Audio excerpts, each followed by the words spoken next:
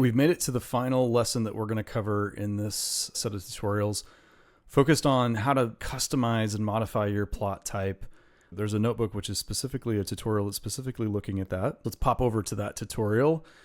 And this tutorial kicks off by giving you this kind of visualization mind map of the different types that we've covered. This is a big overview of what you've learned in the last few lessons. There are different types of things you want to show. The first thing is a trend, possibly, which is a line chart. You want to show a distribution, which we learned just a little bit ago, using joint plot, KDE plots, and dist plots. Or you want to show a relationship between multiple variables, categorical variables, and numerical values. You have heat map, which is a three-dimensional way of showing relationships between those three dimensions. Scatter plot, which is very good for 2 dimensions.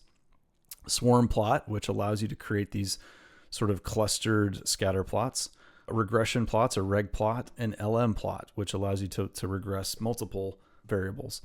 Here's a discussion of bullet points of those different boxes and gives you a sense of what your palette is of options when you're doing visualizations.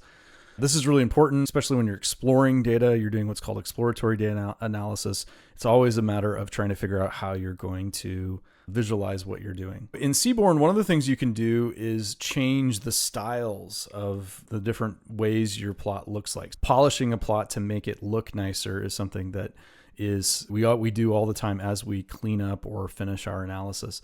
In this situation, we're going to reload our various libraries.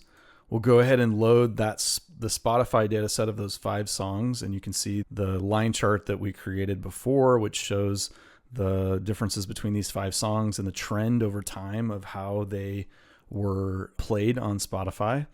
And let's say that we wanted to change the way that looks. We want to use a darker background and have it look a little more polished.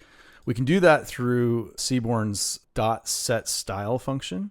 Here's a situation where it's basically changing the style of the entire plot, making the background a bit darker, removing some of the style elements, including the lines on the axis and things, to make it look a little bit more polished, let's say, which you might want for a presentation or slide deck or something like that.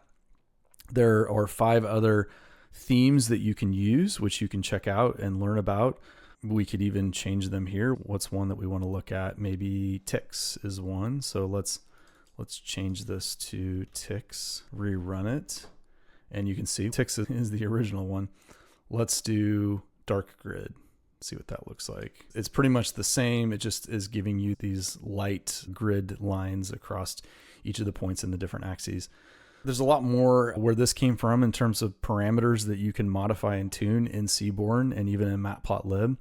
So if you want to make something look better, look nicer, change things so that it's more polished and easier to understand, those are possibilities to do that. Once again, there are some coding exercises which you can check out for this last section of visualization that we'll cover in this set of tutorials.